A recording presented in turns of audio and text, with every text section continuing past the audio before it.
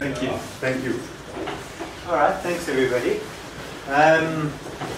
Extech, obviously, we're the agents for MTL in South Africa and also for PK Associates.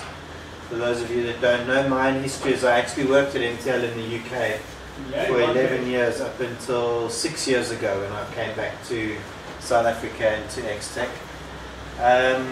The network security product is done as a technology partnership with a company called Byers Security in Canada. Eric Byers is the leading authority worldwide on cyber security and is really the founding guy that sits behind this company. He's the head of the committee in North America.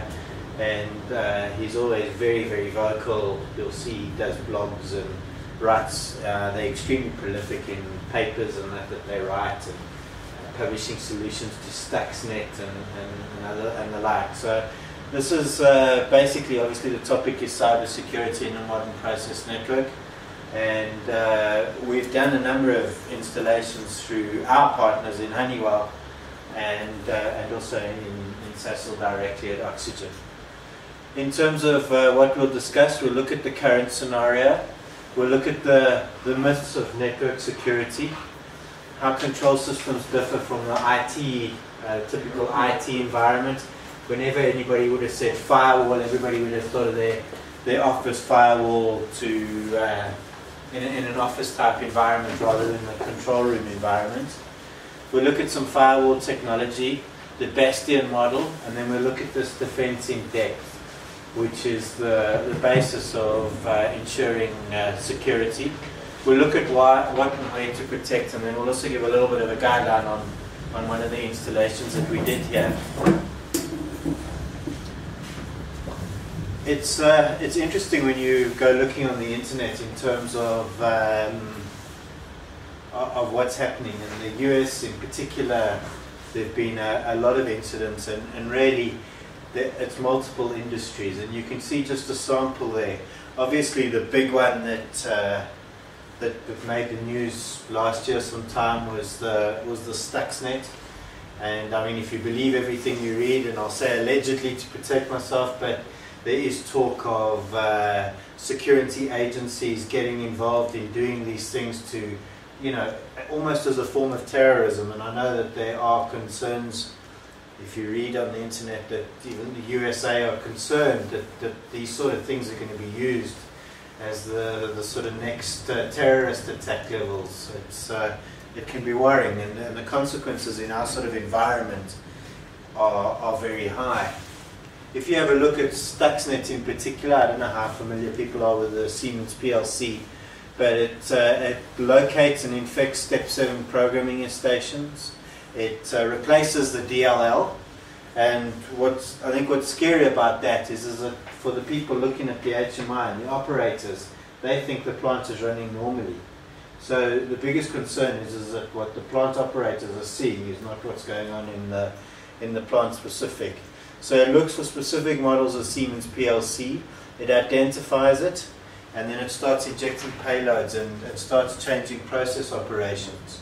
So the PLC's Profibus driver is replaced, and the main object block that defines the entire cycle of operation on the PLC is modified, as is the watchdog block. So it's a significant impact on how the PLC runs. And I mean, you guys know that the way these processes are defined, any sort of incorrect processes can be potentially very dangerous. Let's have a look at some of the myths associated. The first one is nothing has changed. If you look at the growth of industrial networking, you just need to pick up any of our local magazines, and industrial networks are sort of a dime a dozen now. Every manufacturer is providing industrial Ethernet. It is being seen in the plant. If you look at all the main DCS vendors, they've all got Ethernet offerings. Some time ago, those were generally bespoke networks, but the networks are becoming more and more open. And you can see in terms of the amount of growth between 2002 and 2007, and that has continued to grow. So Ethernet is definitely growing fast, and industrial Ethernet in a controlled environment is also growing very quickly. And about 18 months, maybe 2 years ago, MTL launched an intrinsically safe Ethernet product as well, which we've also installed locally. So you've got an equivalent of an Ethernet isolator here, like you would for a 420, a switch, and you can set up a wireless LAN. So Ethernet can extend out into the hazardous area. One of the primary applications of this is to actually go underground, so for data monitoring of assets and things, in terms of setting up a wireless network underground. So even in the hazardous area, even on a petrochemical plant, on the plant itself, you could have wireless Ethernet. If you have a look, going back to the nothing's changed, if you look at the number of reported incidences, they have also hit a spike in terms of what's happening. Yes, it's probably due to a lot better reporting and having the mechanism to do the reporting, but the incidents have also grown quite significantly. If you look at malware, malicious software, in terms of growth as well, and you can also see over a year in terms of the actual growth in malicious software. I mean, we're all accustomed to it with cookies and spyware and things on our laptop and that. Malicious software obviously has a big impact on controlling on Ethernet environments. If we have a look at the incident drivers, and you look at before 2001, there's only a low number of external, only 27%, where most of it is accidental or inappropriate employee activity. Okay, so the accidental makes up a whopping 58%, so people don't know what they're doing, or are not sure of the consequences of what they're doing, and have an impact. After 2001, you can see how external now contributes 61%. I mean, we've seen it already in the PC environment. I mean, most vendors would operate some sort of external support, and they'd come into sites externally. All the support is done externally, and they come through onto the control system via remote access. So there is this external connection, and if you have a look in terms, the accidental is down at 32%, and external is by far the biggest contributor. Why? Well, first of all, the widespread industrial adoption of Ethernet, which is also that has increased significantly. The increased interconnection of SCADA systems, so PLC or DCS to ESD systems, people wanting to transfer data, whatever, management wanting to be able to see what's going on in the plant, so we're having the connections that are being made. The public awareness of SCADA and control protocols. The protocols have become open. It's as easy for a developer to find out how the protocols as it is for a hacker or anybody else. And obviously, as more and more protocols go through our Ethernet, the skill set demand on staff and being able to understand what it is that they're actually doing and understanding the impact of the actions they're taking, again, so skill set is something that can very easily cause accidents. Okay, another myth, control systems aren't vulnerable to hackers or viruses. Not true. If you have a look at malware, it accounts for 2/3 of the external incidents on control systems. Okay, and it seems to match the IT, the general IT industry. So malware at 68% of the number of incidents, sabotage and system penetration, denial of service at 6%. But the most value, if you look at it in terms of the cost impact, if you look at the impact less than 75,000, malware contributes a whopping 68%. But so malware, the consequences of malware is not generally high cost. Whereas if you have a look at the accidental and damage and sabotage, what their percentages are associated with an impact greater than $75,000.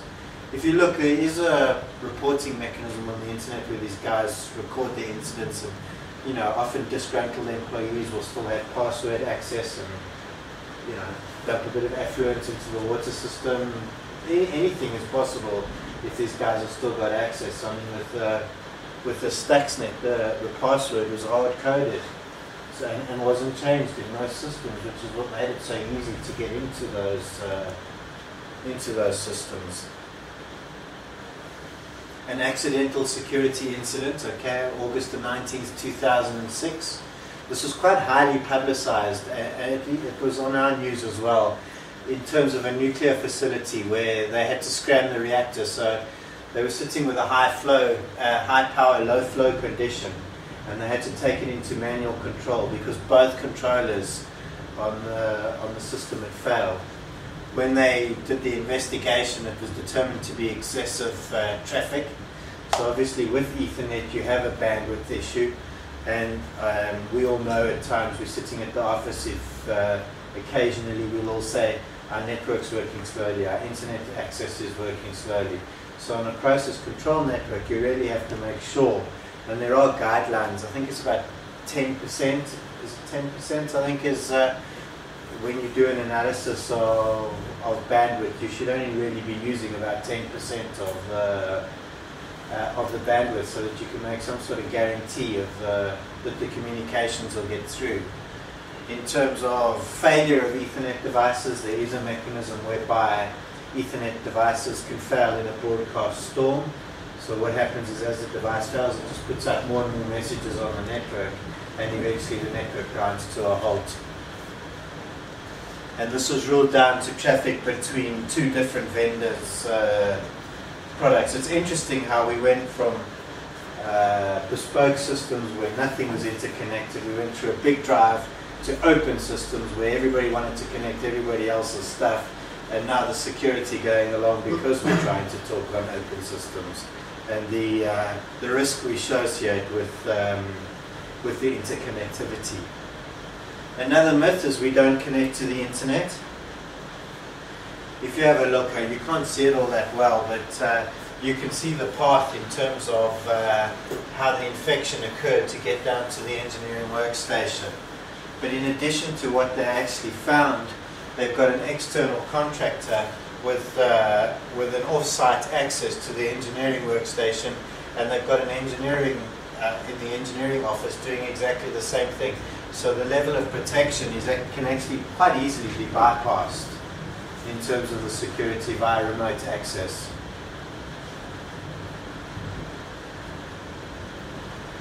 Another myth is that hackers don't understand SCADA. My understanding is that they have, there's the white hats and the black hats, and I'm not sure it's the most politically correct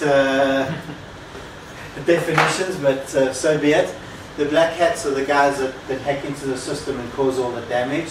The white hats are the guys that investigate, do the investigation, and when they found weaknesses in the security net setup in the network, they go to the people and say, listen, your network has these security issues.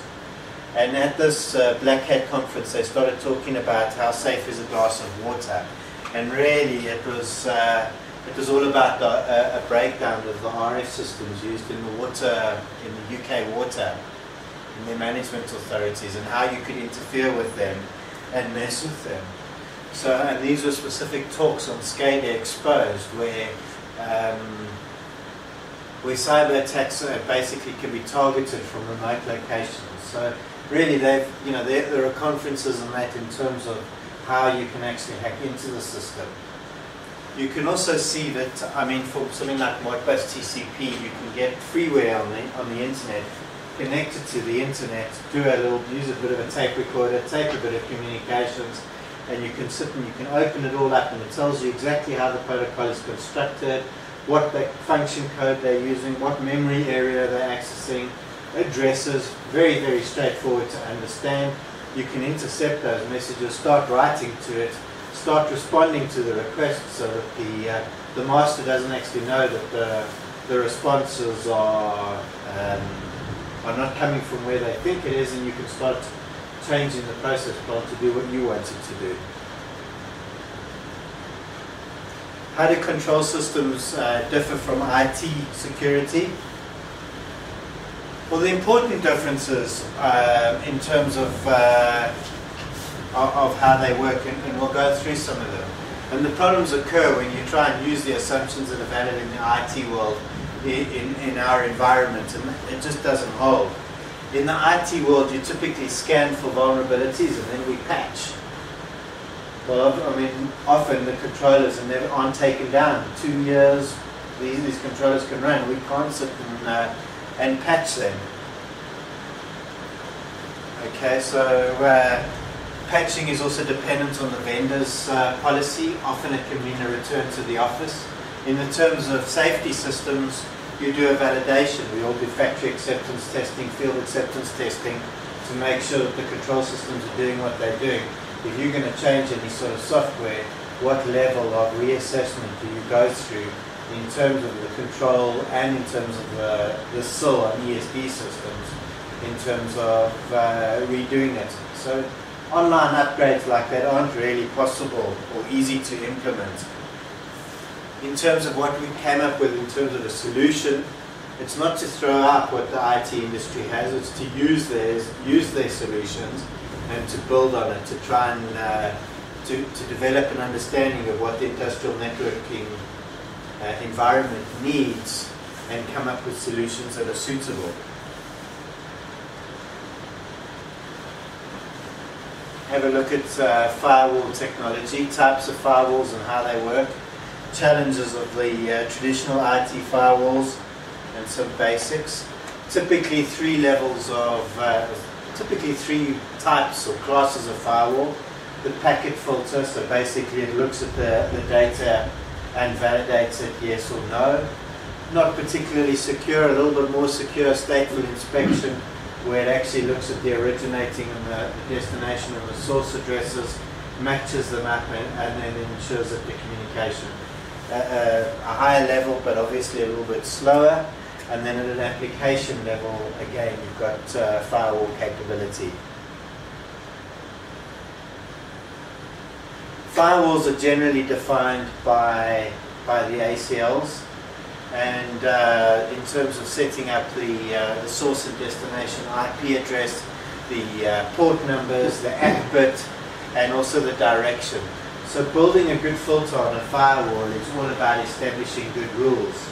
And often, I mean, I can remember it even at NTL when we used to do quite a lot of technical support. We used to phone clients, we'd need to do remote access, and they'd give us a route through the firewall to have access. We'd fix whatever we did, but how many times, I was never ever aware how many times people went back and actually closed the firewall. So the rules can change, people amend them. People might be doing something completely legitimate, but when they walk away, how do you know that the security now hasn't been violated? So it's also about having a look at the protocols, and what we've looked at is a firewall that actually understands the protocols that we use. So you can see the Cisco and Linux ACLs, and these are not particularly friendly languages for control engineers. Maybe IT guys are familiar with what this does and how to debug it, but it's not control engineer friendly. The Bastion model and why security systems fail. Okay, what a popular solution is to install a single firewall between the business and the plant network. Yes, that does give you a degree of failure, but it's known as the Bastion model because it depends on a single point of protection, and similar names that they've called it: the Great Wall of China, the Maginot Line, and the Berlin Wall. All same names for the similar, the same thing. Why doesn't the Bastion model work? Well, it's so easily bypassed. So, for example, if you look at 4 examples, there was a nuclear plant via a telephone line, a power utility SCADA system via a VPN, a petroleum control plant via a laptop, and an HMI with a dial-up modem. Firewalls were in place for all of these, but every one of these had a way around the single firewall that was sitting between the two networks. Okay, what are the paths into a control network? So if we have a look at it, we've got our higher level firewall sitting in, we've got our office communication, the plant network and the control LAN, and you've got a connection out onto the internet. So first of all, you can have misconfigured firewalls. So if the firewall isn't configured, you've got access onto the plant network. Somebody can go along and take an infected laptop, connect that onto the plant network. A modem connection onto there, USB devices, unauthorized connections from the internet, and obviously infected remote support. So there are lots of paths onto the control network and plant network that you need to look for. And what this is all about really is doing a risk assessment in terms of analyzing what needs to be done and where your risks are. So the perimeter defense is not sufficient. So the system will get compromised. The firewall rules won't be kept up to date. Patches, these sort of things don't necessarily get applied. So we need what they call defense in depth. Okay, what is defense in depth?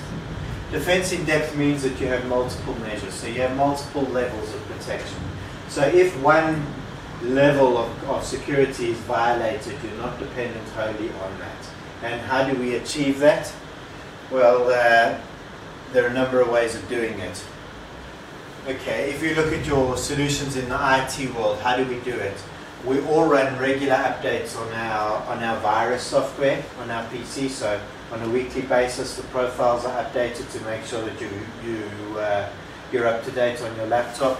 You also do things like making sure that the Windows updates occur regularly. Again, if either of those two happen, you've got a problem. We had an incident at our office recently where we were working, we were all sitting there, and we sort of started noticing that our emails weren't going out. And we took a while, we couldn't work out. You know, you think, oh, it'll recover, maybe the internet's a bit slow. And clients were saying, no, the emails weren't going out. So we sat down at the server and we started having a look, and our updates hadn't been occurring, and somebody is using our server to relay messages. So when we got to the server, we had something like 4,000 messages queued to be transmitted from our server. And once we managed to stop that, we patched the security breach in Windows to stop that occurring. The knock-on effect was because we've been broadcasting all these emails, companies like Yahoo and that had branded us as a spam generator. So then when we were trying to send messages to our regular clients, we were being rejected because we were known as a spam generator. So just, you know, on a small business level, you can have these sort of impacts to what you're doing. On the control network, it's, you know, the consequences are obviously a lot higher. Personal firewalls, people use VPNs for their remote access, but you can't add software to your PLC or your RTU. So traditionally, it has to be done as hardware. So you want to block the path, and Tofino is the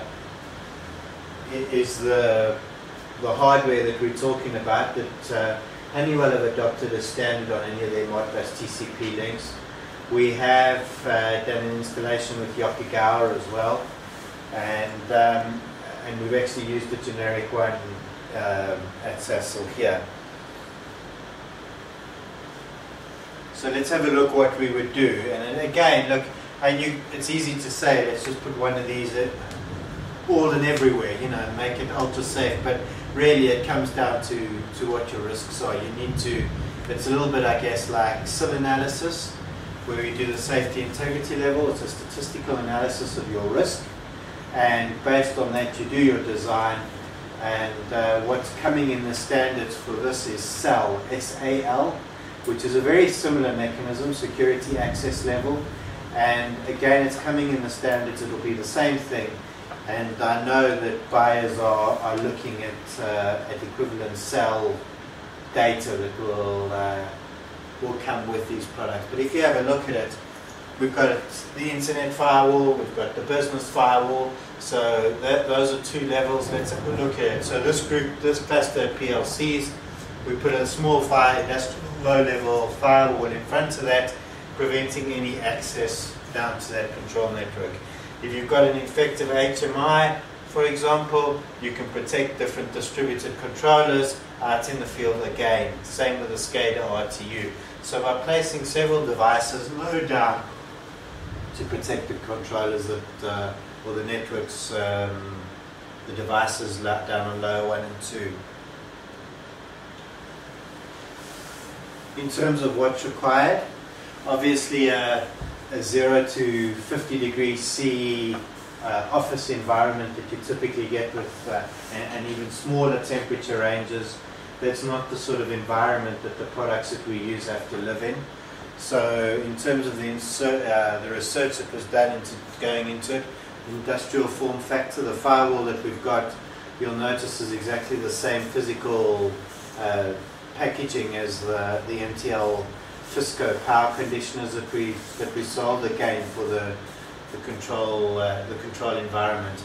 So it needs to be electrician friendly and control tech. So you don't want an IT guy having to have to go in there to define the ACLs.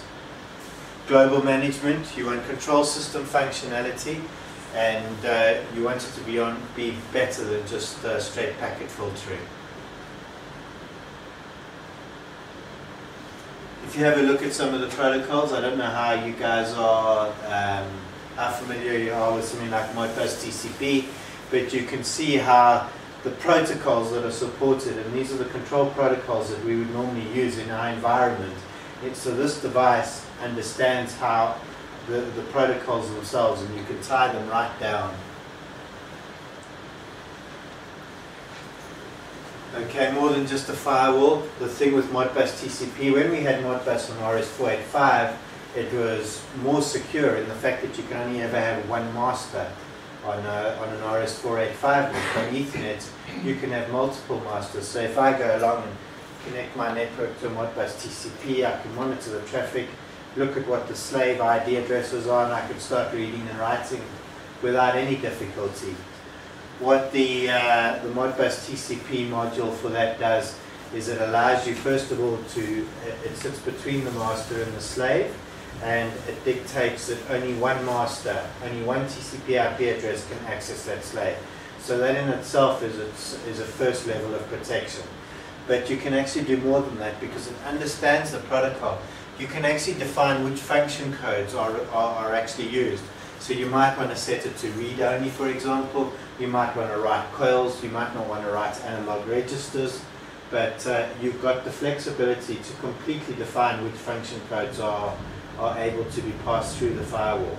You can even break it down to the memory area. So you might decide that only these dozen registers are accessible. So you can narrow down the huge Modbus memory block that is there for the 4 different, digit, dig out, analog in, analog out. You can break down to memory areas within that can be accessed. There is VPN capability as well. There's also OPC. I'll come on to that. So the large style IT networks, there's no, the connection from the office LAN to the internet, and the office LAN to the plant network. We're not talking about replacing those, but we're looking at various other levels of protection. And it all comes down to, sorry, where are we going? The ISO 99 zoning. So I know that Cecil had been doing quite a bit of work on trying to achieve the ISA 99. And we've had some teleconferences with buyers to try and assist with that. But really it's about defining subsystems. So we'll come to the zones and conduits. So for example here, defining at the interconnecting points or connections between subsystems and putting in protection. So you can see here by ISO 99 how we are defining all the different zones in terms of the network, and then having a look at all the conduits that run between these zones, and then defining what your risk is in terms of whether you're required to put in protection. There are a whole bunch of IEC standards coming available that are starting to define it, and I'm sure that it won't be all that long until we're starting to see the SAN standards equivalents of these IEC. So in terms of the one that we're looking about here is the IEC. You can't even read it properly. Unfortunately, the resolution is not that good. 62443-3-2. So again, you can see all the zones, from remote access for wireless, perhaps for field-based devices, and then having a look at the different rooms before having a look at what you require. And again, once you've got all the zones defined, the conduits that you need to consider when looking at risk.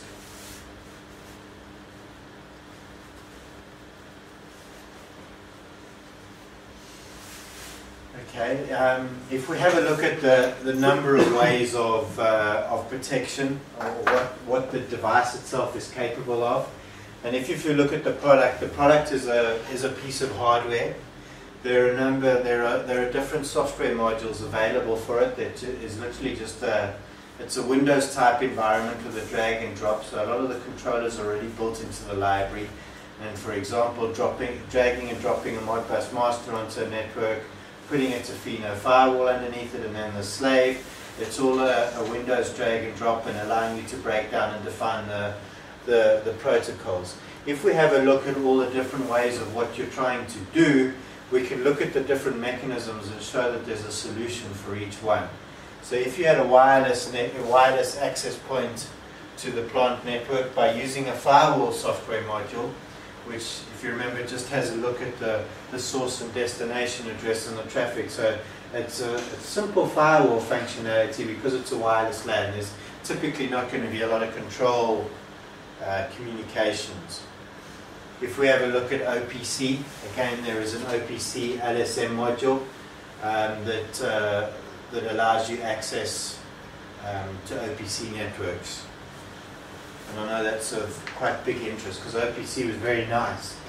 I mean, when getting things to communicate and talk to each other was always difficult, OPC came along and made connectivity very easy. The problem with making the connectivity very easy is that it made it very insecure as well. If you had an old service, for example, like NT4, where you're not able to patch or run new virus software, again, a standard industrial firewall is sufficient to protect it from viruses or malware or anything along those sort of lines.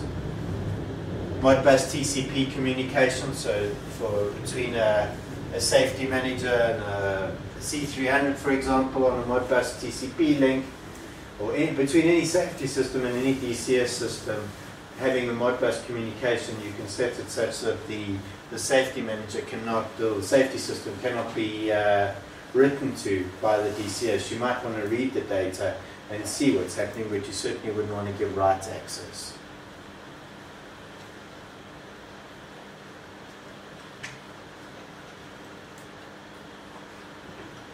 There's a VPN software module that can be used. So by inserting a security appliance on either end of the VPN, the traffic is then encrypted, and again gives you a further level of protection.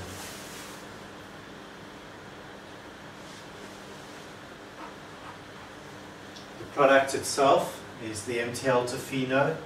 So you can see this. What's quite clever about it is that it's got a learn functionality. So what you can do to it is you can literally take it onto a network, plug it in, press it into learn mode. It has a look at the traffic that's going through it. It presents it to you in the management platform. So you can now analyze what traffic this device is actually seeing. If all you do at that stage is switch it on and say, okay, now those are the only valid communications that you want, you've already got a degree of protection, because any further attempted communication through the firewall will be detected. Obviously, you have to make sure that you capture the full level of communications for the operations you're trying to use. Okay, so It's advanced by itself. If we have a look at it, the CMP is the configuration management platform that can generally sit in an IT environment. The LSMs are the logical software modules that are downloaded via licensing, and the hardware itself. It's got USB ports. Obviously, when you go into while you're doing the configuration and setting it up, those are still possible. As soon as you switch it on, obviously the USB ports no longer become valid. The devices themselves do not have TCP/IP addresses, so they mirror TCP/IP addresses of a device that's connected below it. So obviously when you start straightforward with a firewall in front of a controller, it no longer even responds to a TCP/IP ping. So you don't see the slaves are almost non-existent on the network. MTL have done ATEX Zone 2 certification. The problem for South Africa obviously is that it's category 3, so it's MTL self-certification, which is not acceptable in South Africa. We would need to do some work to convert that into an IA certificate if somebody did want to put it into Zone 2. But we have done a couple before already of other MTL products. The MTL documentation is pretty thorough from a certification point of view, and we haven't struggled converting a category 3 certificate into a local IA certificate if Zone 2 is actually required. There's obviously a cost associated with and time associated with doing it. Again, talking about the IA certification, I had an argument earlier this week, and that is that IA certification is not only for hazardous areas, it is for your factory mutual, just to certify, yes, we accept the factory mutual certification. But the factory mutual certification is not for IS. It is for the device itself. The functionality and everything of the device. It's not so much about intrinsic safety or hazardous areas. Is that true? I have it that IA certification is for all the certifications that you, IEC, whatever you've got on the device, since it's coming from overseas. It's like a PER. PER, you just state that you accept the PED from overseas. But IA certification is to say, yes, I accept the underwriter's laboratory certification, or the factory mutual. I think this one is factory mutual. So the IA certification is to say, yes, we accept that. Look, the IA certificate does not apply only to intrinsic safety. It applies to EXD and every other protection technique available. And IA certificates for locally manufactured goods, you would go to the authorities and you get a local IA certificate. For the for imported products, it's more a matter of it's a conversion process. So if you've got accept their certification. Well, Expo Labs, etc., would look at an ATEX, an IECX, and ANZAC, the Australian New Zealand certificates, and we'll literally just do a rubber stamp comparison. If you're talking about FM or CSA, their standards differ from our standards. So you can't, to get an FM certificate into an IA certificate will require additional testing and cost, and it's not ideal. It's not very easy to use American products. Because the paradigm that people have is that IA certification is only for intrinsic safety. It is not only for that. No. It is for all certification that you bring. IA certificate has been applied to EXD stuff and the mines for a long, long time before the surface industry was into IA certification in 2007. Sorry, I just want to... Okay.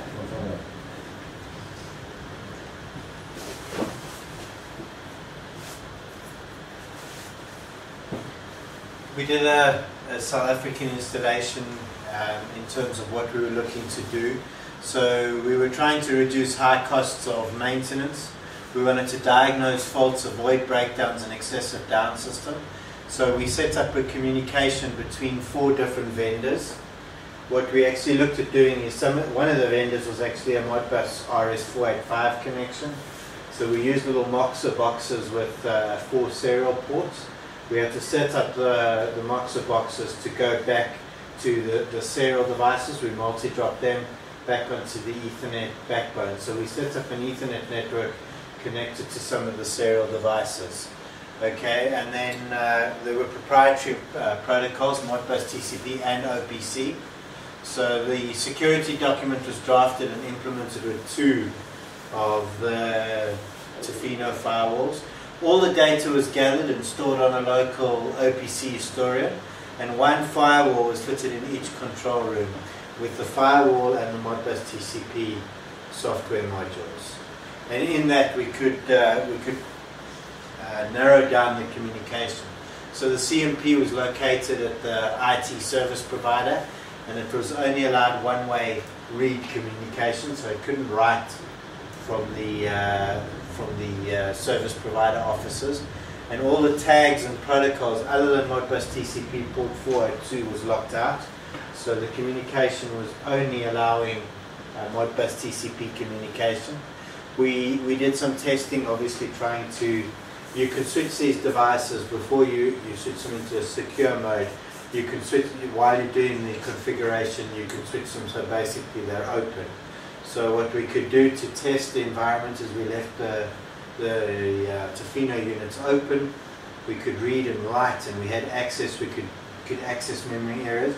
As soon as we switched it into a secure mode, the commands were declined, and the communications didn't occur. Even a stranded ping would not get through to the Modbus slaves connected on that network. And then access to other tags, we tested that as well. In the open mode, the tags were available. In the secure mode, they were not. And if there was any attempt to access these tags that were outside these the allowed limits, there was alarming shown in the CMP software.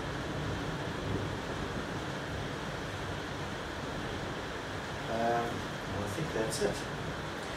For more information, there's a website called tofinosecurity.com. Eric Byers and his team, they're prolific in the amount of papers they write. They blog quite regularly.